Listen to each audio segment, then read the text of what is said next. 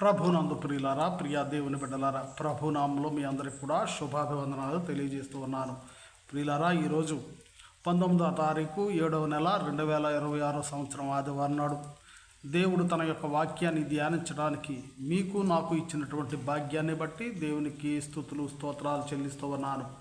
ప్రియులారా, ఈరోజు సువార్త పాఠము మత్తయి శుభవార్త 13వ అధ్యాయము 24వ వచనము నుండి 30వ వచనము వరకు ఆయన మరి యొక్క ఉపమానము వారితో చెప్పెను. ఏమనగా, పరలోక రాజ్యము తన పొలములో మంచి విత్తనము విత్తిన ఒక మనుషుని పోలి ఉన్నది. మనుషులు నిద్రించుచుండగా అతని శత్రువు వచ్చి గోధుమల మధ్యను గురుగులు విత్తిపోయాను. మొలకలు పెరిగి గింజపట్టినప్పుడు గురుగులు కూడా అగబడెను. అప్పుడు ఇంటి యజమానుని దాసులు అతని యొద్దకు వచ్చి, అయ్యా, నీవు నీ పొలములో మంచి విత్తనము విత్తితివి కదా, అందులో గురుగులు ఎక్కడ నుండి వచ్చినవని అడిగిరి. ఇది శత్రువు చేసిన పని అని అతడు వారితో చెప్పగా, దాసులు, మేము వెళ్ళి వాటిని పెరికి కూర్చుట నీకు ఇష్టమా అని అతన్ని అడిగిరి. అందుకు అతడు, వద్దు, గురుగులను పెరుగుచుండగా వాటితో కూడా ఒకవేళ గోధుమను పెళ్ళగింతుడు. కోతకాలం వరకు రెండిటిని కలిసి ఎదుగనీయుడి. కోతకాలమందు గురుగులను ముందుగా కూర్చి వాటిని కాల్చివేయుటకు కట్టలు కట్టి గోధుమలను నా కొట్టులో చేర్చి పెట్టుడని కోతగాండ్రతో చెప్పుదనను. ప్రియులారా, ఇక్కడ ప్రభువారు శిష్యులకు వివరిస్తూ ఉన్నాడు. మరి విత్తనము దేవుని యొక్క వాక్యమని, అలాగే గురుగులు సాతాను విత్తేటటువంటి విత్తనమని మరి ప్రభువారు చెప్తున్నాడు. అదే మత్తయి శుభవార్త 13వ అధ్యాయం 37. అందుకాయన ఇట్లనెను, విత్తనము విత్తువాడు మనుష్య కుమారుడు, పొలము లోకము, మంచి విత్తనములు రాజ్య సంబంధులు, గురుగులు దుష్టిని సంబంధులు. వాటిని విత్తిన శత్రువు అపవాది. కోత యుగ సమాప్తి, కోత పోయేవారు దేవదూతలు. గురుగులు ఎలాగూ కూర్చబడి అగ్నిలో కాల్చివేయబడునో అలాగే యుగ సమాప్తి యందు జరుగును అని ప్రభువారు చెప్తున్నాడు. ప్రియులారా, అయితే మనం అనుకుంటాము, గత వారంలో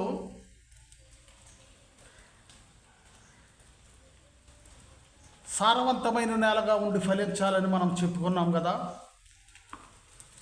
మనలో ఉన్నటువంటి పాపాలని, మనలో ఉన్న కళంకాలను కడిగి వేసుకోవాలి, మంచి నేలగా ఉండాలని మనం చెప్పుకున్నాము. మరి ఇతరులు కూడా వాక్యాన్ని అనుసరించకుండా ఉన్నటువంటి వారు కూడా మన మధ్యన ఉన్నారు. వారు చక్కగా బ్రతుకుతున్నారు.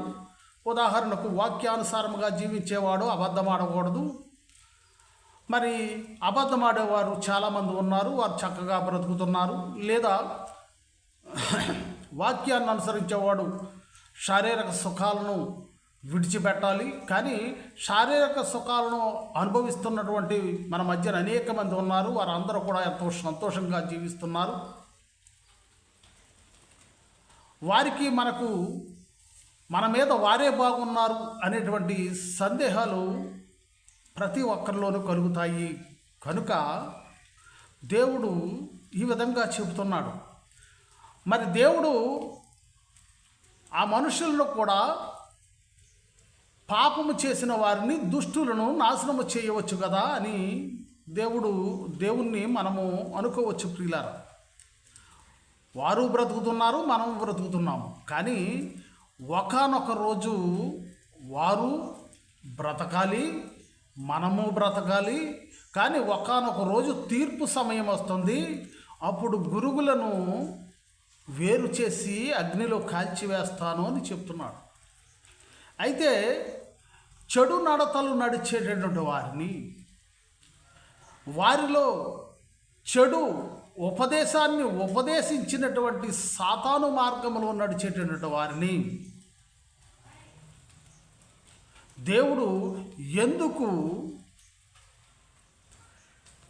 బ్రతుకనిస్తున్నాడు మంచివారితో పాటుగా అనేది మనం ఒకసారి చూసినట్లయితే, ఏ ఒక్కరు కూడా నశించిపోవుట దేవునికి ఇష్టము లేదు ప్రియులారా. అందరూ మారు మనసు పొంది దేవుని యొక్క రాజ్యాన్ని పొందుకోవాలని దేవుని యొక్క కోరిక. అందుకనే ఏ ఒక్క ఆత్మ కూడా నశించిపోకూడదని అనుకుంటున్నాను. అందుకనే వారు పెరుగుచూ ఉండగా ఆ అపవాది మార్గములో నుండి వైదొలగి నన్ను మన్నించు అని దేవుని దగ్గరికి వస్తారేమోనని ఆయన వ్యవధి ఇస్తున్నట్లుగా ఈరోజు మొదటి పట్టణము సొలొమోను జ్ఞాన గ్రంథము 12వ అధ్యాయము 13-19 వచనములో చెప్తున్నాడు. పాపము చేసిన వారికి పశ్చాత్తాపపడే వ్యవధిని దేవుడు ఇస్తున్నాడని. అలాగే కీర్తనాకారుడు 86:5-6 వచనాలు మరియు 9-10 వచనాలు చూసినట్లయితే, నరుల తప్పులను మన్నించువాడవు, నీకు మనవి చేయువారిని మిక్కిలి ప్రేమతో ఆదరించువాడవని కీర్తనాకారుడు చెప్తున్నాడు, దావీదు భక్తుడు. దేవుడు మంచివారితో పాటుగా దేవుని వాక్యాన్ని అనుసరించి నడుస్తున్న వారితో పాటుగా చెడ్డవారిని కూడా బ్రతుకునిస్తున్నాడు, చెడ్డవారిని కూడా ఎదగనిస్తున్నాడు. దేని గురించి అంటే వారు పశ్చాత్తాపపడతారు, వారి యొక్క మనస్సును మార్చుకుంటారనేటువంటి ఉద్దేశమును కలిగి దేవుడు ఆ విధంగా దుష్టులను నాశనము చేయకుండా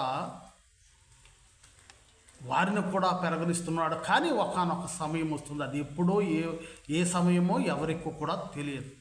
కనుకనే పేతురు గారు అంటాడు, 1 పేతురు 5వ అధ్యాయము 8వ వచనము, నిబ్బరమైన బుద్ధి గలవారై మెలుగుగా ఉండుడి, మీ విరోధి అయిన అపవాది గర్జించు సింహం వలె ఎవరిని మింగుదునా అని వెదకుచూ ఉన్నాడు. ప్రియులారా, సాతాను కూడా మనలను ఎవరిని తన వలలో వేసుకోవాలని, మరి సింహం ఏ రీతిగా అయితే అడవుల వెంబడ తన యొక్క ఆహారం కొరకు గర్జించుకుంటూ తిరుగుతుందో, అలా సాతాను కూడా అనేక రకాలుగా అనేక విధాలుగా తన యొక్క విత్తనాలను, గురుగులు అనేటటువంటి చెడ్డ మాటలు, చెడ్డ క్రియలు అనేటటువంటి విత్తనాలను చల్లటానికి వాడు మరి సింహం వలె తిరుగుతూ ఉన్నాడని చెబుతూ ఉన్నాడు. ప్రియులారా, 2 కొరింథీయులకు 11వ అధ్యాయము 13వ వచనములు, ఏలయనగా అటివారు క్రీస్తు యొక్క అపోస్తుల వేషము ధరించుకుని వారై ఉండి దొంగ అపోస్తులను మోసగాండ్రకు పనివారునై ఉన్నారు. ఇది ఆశ్చర్యము కాదు, సాతాను తానే వెలుగుదూత వేషము ధరించుకొనుచున్నాడు అని చెప్తున్నాడు. ప్రియులారా, సాతాను అనేక రకాలుగా తన ప్రయోగాలను, తన యొక్క గురుగులను చల్లటానికి, మనుషులను చల్లడానికి అనేక విధాలుగా అతను ప్రయత్నిస్తూ ఉన్నాడు సాతానుడు. అలా వశము కాని పక్షములో మన సంఘములోనే క్రీస్తును బోధిస్తున్నటువంటి వారిగానే ఉండి మనలో విభేదాలను, మనలో కక్షలను, మనలో అసూయలను పెంపొందిస్తూ బోధించేటటువంటి వారిగా మన మధ్యనే ఉంటున్నాడు. అంటే తానే వెలుగుదూత వేషము వేసుకొని మన మధ్య ఉంటున్నాడు అని చెబుతున్నాడు. 2 పేతురు 2వ అధ్యాయము 1వ వచనంలో, మరియు అబద్ధ ప్రవక్తలు ప్రజలో ఉండిరి, అటువలనే మీలోను అబద్ధ బోధకులుందురు, వీరు తమ్మును కొనిన ప్రభువును కూడా విసర్జించుచు తమకుగానే శీఘ్రముగా నాశనము కలుగు చేసుకొనొచ్చు నాశనకర్మకు భిన్నాభిప్రాయములను రహస్యముగా బోధింతురు. మరియు అనేకులు వారి పోకిరి శ్రేష్టలను అనుసరించి నడుతురు. వీరిని బట్టి సత్య మార్గము దూషింపబడును. వారు అధిక లోబులై కల్పనావాక్యములు చెప్పుచు మీ వలన లాభము సంపాదించుకొందురు. వారికి పూర్వము నుండి విధింపబడిన తీర్పు ఆలస్యము చేయదు, వారి నాశనముకునికి నిద్రపోదు అని చెప్తున్నారు.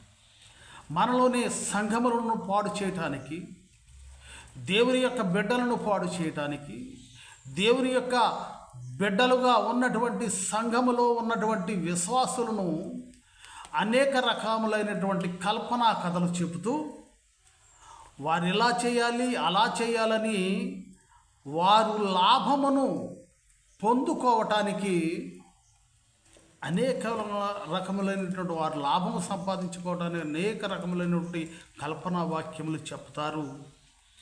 జాగ్రత్తగా ఉండండి అని చెప్తున్నాడు. ఎందుకంటే ఈ సంఘము అలాగే ఈ జనులు కూడా మంచి బోధను అనుసరించకుండా కల్పనా కథల వైపు తిరిగేటువంటి కాలము వచ్చి ఉన్నదని ఆనాడు వస్తూ ఉందని ఆనాడు మరి పౌలు గారు చెప్తూ ఉన్నాడు. 2వ తిమోతికి రాస్తూ 4వ అధ్యాయము, ఎందుకనగా జనులు హితబోధను సహింపగా దురద చెవులు గలవారై తమ స్వకీయ దురాశలకు అనుకూలమైన బోధకులను తమ కొరకు పోగు చేసుకొని సత్యమునకు చెవినీయక కల్పనా కథల వైపుకు తిరుగు కాలము వచ్చును అని చెప్తున్నాడు. ప్రియులారా, మరి ఈరోజు సంఘాల్లో ఉన్నటువంటి మనము, విశ్వాసులుగా ఉన్నటువంటి మనము దేవుని యొక్క వాక్యాన్ని వినటానికి మనకు ఆదివారము ప్రార్థనకు వస్తాము, ఉపవాస కూడికల్లో పాల్గొంటాము. దైవ సేవకుడు ఏదైనా ఒక 10 నిమిషాలు, ఒక పావు గంట దేవుని వాక్యాన్ని బోధించేటప్పటికీ మనము చిరాకుగా ఈ వాక్యాన్ని ఎంతసేపు చెబుతున్నాడని చేద్గరించుకొని మరి ఎంతగానో నొచ్చుకుంటూ ఉంటాము, బాధపడుతూ ఉంటాము. అదే కల్పనా కథలు, మరి సీరియళ్ళు కానీ సినిమాలు కానీ జరిగిన వాస్తవాలు కాకుండా కల్పితమైనటువంటి కథలను వారు సృష్టిస్తూ వారు తీసినటువంటి మరి ఆ సీరియళ్ళను మాత్రము మనము తూచా తప్పకుండా ఒకవేళ మరి ఆదివారం నాడు చర్చికి రాకపోయినట్లయితే మరి పాస్టర్ గారు ఏ వాక్యం చెప్పారు అనే దాని గురించి వచ్చినటువంటి వారిని అడగము. కానీ అదే ఒక రోజు సీరియల్ మనము ఎందుచేతనైనా మానివేశాము, కరెంటు పోయినా లేదంటే వేరొక పని మీద మనము సీరియల్ చూడలేకపోయినా ఏం జరుగుంటుంది అని చూచిన వారిని అడిగి తెలుసుకుంటూ ఉంటాము. లేదా యూట్యూబ్లలో వెతుక్కొని చూచి ఆనందిస్తుంటాము. దురద చెవులు గలవారమై, అదే దేవుని యొక్క వాక్యమును అదే టీవీలలో ప్రసారం అవుతున్నప్పుడు మనము చూస్తామంటే చూడము, నాతో సహా. గత వారం ఏం చెప్పారు? సరే, ఈరోజు వాక్యం నాకు సరిగ్గా అర్థం అవ్వలేదు, మీకైనా అర్థమైందా అని అడిగేటటువంటి వారు అరుదుగా ఉన్నారు ప్రియులారా. అందుకనే మత్తయి శుభవార్త 24వ అధ్యాయము 5వ వచనంలో కూడా యేసు ప్రభు వారు చెప్తున్నాడు, అనేకులు నా పేరిట వచ్చి నేనే క్రీస్తునని చెప్పి పలువురిని మోసపుచ్చెదరు. మరియు మీరు యుద్ధములను గూర్చి యుద్ధ సమాచారమును గూర్చి వినబోదురు. మీరు కలవరపడకుండా చూచుకొనుడి, ఇవి జరగవలసి ఉన్నవి కానీ అంతము వెంటనే రాదు. జనము మీదికి జనము, రాజ్యము మీదికి రాజ్యము లేచును. అక్కడక్కడ కరువులు, భూకంపములు కలుగును. 12వ వచనము, 11వ వచనము, అనేకులైన అబద్ధ ప్రవక్తలు వచ్చి పలువురిని మోసపుచ్చెదరు. అక్రమము విస్తరించుట చేత అనేకుల ప్రేమ చల్లారును. 24వ వచనం, అబద్ధపు క్రీస్తులను అబద్ధపు ప్రవక్తలను వచ్చి సాధ్యమైతే ఏర్పరచబడిన వారిని సైతము మోసపరచుటకై గొప్ప సూచక్రియలను మహత్కార్యములను కనపరచెదరు అని చెప్తున్నాను. ప్రియులారా, దేవుని ఒక్క వాక్యాన్ని తప్పుత్రోవ పట్టించడానికి సాతాను మనలోని అనేకమైనటువంటి అబద్ధ ప్రవక్తలను ఎన్నుకొని ఆ సంఘము వారు మంచివారు కాదు, ఈ సంఘము వారు మంచివారు కాదని చెప్పి మా సంఘములోనే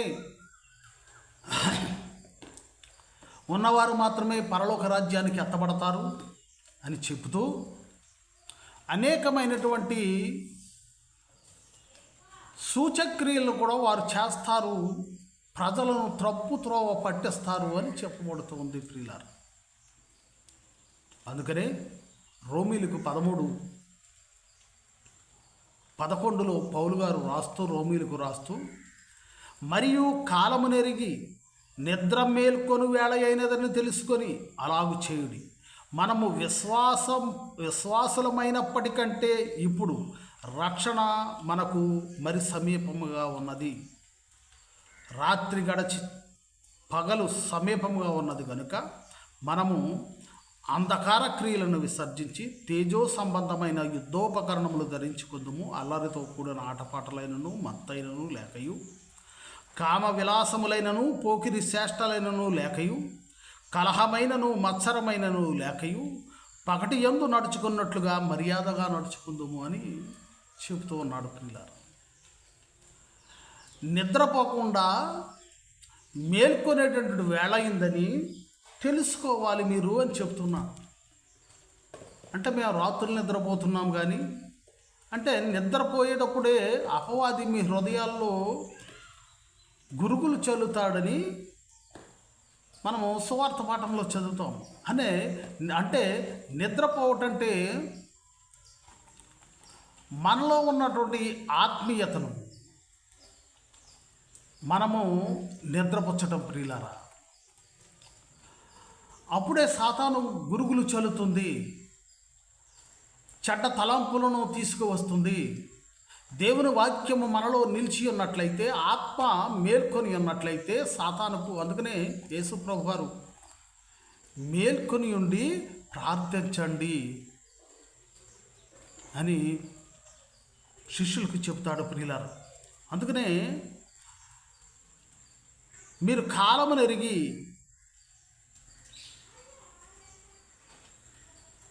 నిద్ర మేలుకొని వేళ అయినదని తెలుసుకొని ఎలాగ చేయండి అని చెప్పి పౌలు గారు చెప్తున్నాడు. ఎందుకంటే 1వ దశలోనికి 5వ అధ్యాయము 4వ వచనము, సహోదరులారా, ఆ దినము దొంగ వలె మీ మీదకి వచ్చుటకు మీరు చీకటిలో ఉన్నవారు కాదు, మీరందరూ వెలుగు సంబంధులను పగటి సంబంధులనై ఉన్నారు. మనము రాత్రి వారము కాము, చీకటి వారము కాము. కావున ఇతరుల వల్లే నిద్రపోక మెలకువగా ఉండి మొత్తలము కాక ఉందము. ప్రియులారా, మనము నిద్రపోయేటటువంటి వారిగా కాకుండా, సరే తర్వాత చూద్దాం, రేపు మారదాం, ఎల్లుండ మారదాం, తర్వాత చూద్దాం, ఇంకా నా వయసు చాలా ఉంది, ఇప్పటితోటి అయిపోలేదు, నేను దేవుని సన్నిధికి రావడానికి చాలా రోజులు ఉన్నాయి, లేదా దేవుని వాక్యాన్ని అనుసరించడానికి ఇప్పుడు నా ఆర్థిక ఇబ్బందులు బాగోలేదు, లేదా నా శరీరేచ్ఛలను మరి వదులుకోవటానికి నాకింకను వయసు అయిపోలేదు అనేటువంటి మాటలను నీవు పలకకుండా నీతి ప్రవర్తన గలవారై మేల్కొని పాపము చేయకుండా ఉండమని 1 కొరింథీయులకు 15వ అధ్యాయము 34వ వచనంలో చెప్తున్నాడు ప్రియులారా. నీతి ప్రవర్తన గలవారై మేల్కొని పాపము చేయకుడి అని చెప్తున్నాడు. ఎందుకంటే ప్రతి ఒక్కరు కూడా ఎవరిని అడిగినా ఏవేవో పనులున్నాయి, దానివలన నేను ఆరాధనకు సరిగ్గా రాలేకపోతున్నాను, దేవుని యొక్క వాక్యాన్ని సరిగ్గా పాటించలేకపోతున్నాను అని ఏవేవో సాకులు చెప్పేటటువంటి వారు మన మధ్యలో చాలామంది ఉన్నారు పిల్లలు. అందుకనే సామెతల గ్రంథము 6వ అధ్యాయంలో సోమరి చేమల యొద్దకు వెళ్ళము, సామెతలు 6:6, వాటి నడతలు కనిపెట్టి జ్ఞానం తెచ్చుకొనుము, వాటికి న్యాయాధిపతి లేకొనను, పై విచారణకర్త లేకొనను, అధిపతి లేకొనను, అవి వేసవకాలమందు ఆహారము సిద్ధపరచుకొనును, కోతకాలమందు ధాన్యము కూర్చుకొనును అని చెప్పబడుతుంది ప్రియులారా. 10వ వచనంలో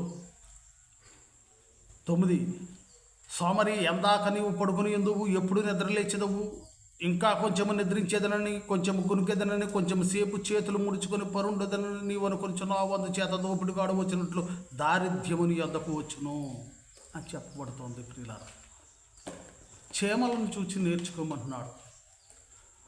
మరి కోతకాలమంది అవి ధాన్యాన్ని సమకూర్చుకుంటాయి, తన ఆహారాన్ని సమకూర్చుకుంటాయి అని చెప్పబడుతుంది. ప్రియులారా, అలాగే వాక్యము చెప్పబడుతూ ఉన్నప్పుడు వాక్యాన్ని పాటించగలిగినటువంటి సత్తా నీలో ఉన్నప్పుడు దాన్ని నీవు పట్టుకోవాలి. కానీ మరి నీవు కాళ్ళతో నడిచినప్పుడు పాపం చేసి నడవలేనప్పుడు నేను దేవునిలో ఉంటానంటే దేవుడు దానికి సమ్మతింపడవు. ప్రియులారా, కోతకాలము ఎప్పుడు వస్తుందో తెలియదు.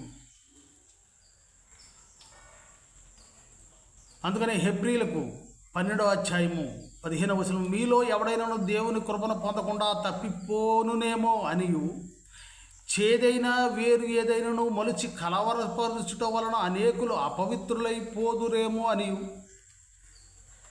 ఒక పూట కూటి కొరకు తన జ్యేష్ఠత్వపు హక్కును అమ్మివేసిన ఏసావు వంటి భ్రష్టుడైనను వ్యభిచారి అయినను ఉండడేమో అని జాగ్రత్తగా చూచుకొనుడి అని చెప్తున్నాడు.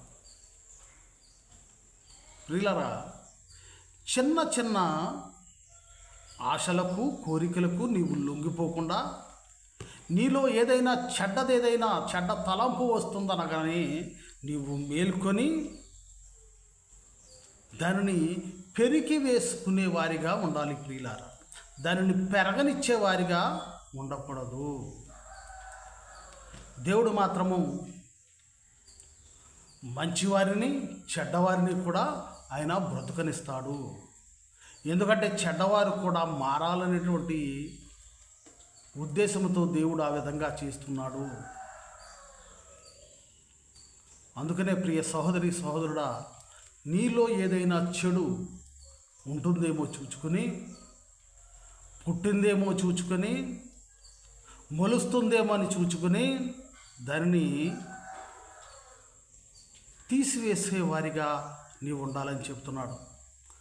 మలాకీ గ్రంథము 4వ అధ్యాయము 1వ వచనము, ఏలయనగా నియమింపబడిన దినము వచ్చుచున్నది, కొలిమి కాలునట్లు అది కాలును, గర్విష్ఠులందరూ దుర్మార్గులందరూ కొయ్య కాలువలే ఉందురు, వారిలో ఒకని వేరైనను చిగురైనను లేకుండా రాబో దినము అందరినీ కాల్చివేయనని సైన్యములకు అధిపతియగు యెహోవా సెలవిచ్చుచున్నాడు. మత్తయి శుభవార్త 3వ అధ్యాయము 12వ వచనము, ఆయన చేట ఆయన చేతిలో ఉన్నది, ఆయన తన కళ్ళమును బాగుగా శుభ్రము చేసి గోధుమలను కొట్టులో పోసి ఆరణ అగ్నిలో పొట్టును కాల్చివేయనని వారితో చెప్పెను. యోహాను 15:6, ఎవడైనాను నా యందు నిలిచి ఉండని ఎడల వాడు తీగవలే బయట పారవేయబడి వెళ్ళిపోవును, మనుషులు అట్టి వారిని పోగు చేసి అగ్నిలో పారవేతురవి కాలిపోవును. ప్రియ సహోదరి సహోదరుడా, వాక్యాన్ని అనుసరించాలి, వాక్యాన్ని పాటించాలి. నీవు నీతి నిజాయితీగా ఉండాలి, ప్రేమ కలిగి ఉండాలి, గర్వము నీలో ఉండకూడదు అని ఇవన్నీ చెబుతున్నావు.